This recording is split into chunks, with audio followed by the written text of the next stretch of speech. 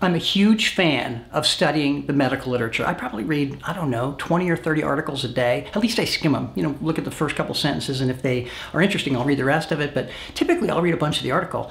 I think you probably, because you watch these videos, you probably have some pretty keen interest in what's new in medical news. Well, I want to tell you first thing, there's this whole scare tactic of, oh my gosh, a meningitis outbreak and the bird flu and all these scare tactics. In journalism, if it bleeds, it leads. If it's scary and frightening and just overwhelming, that causes people to pay attention. It makes your adrenaline go up. And it's somewhat of a little bit of an addictive process. You get that adrenaline rush and you really want to go back and get that news. Well, I'm here to tell you that in medicine, there's some basic foundational, fundamental things you can do, like eat well, exercise, drink water. That's all good stuff that builds your foundation. So you're not like the rest of the statistical world.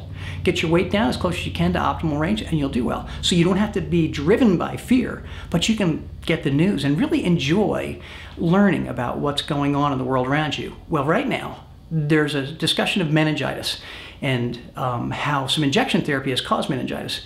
That may be it, there may be other things, but I want you to know about meningitis. The only time that you need to be concerned about meningitis is when you have a serious problem that shows risk of infection in your brain. How do you know you have that? Well, headaches, certainly. That's the start. But just because there's meningitis in your community or in the world around you, you don't have to worry that your brain's gonna get an infection right away. That's craziness. If you have a headache, first sign.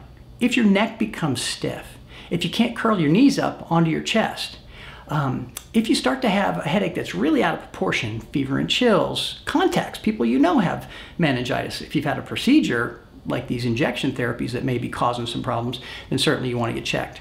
Quick tap, they stick a little needle into your spinal canal, around your spinal cord, and you can tell right away if you have it, and treatment's usually very effective. But you don't need to be fearful all the time. I want to give you great information about what you need to be aware of, and then if you have the signs or symptoms or problems that might suggest that you have a serious problem, get with your doctor and have it evaluated. But you don't need to be fearful. Get with your doctor because we're better together.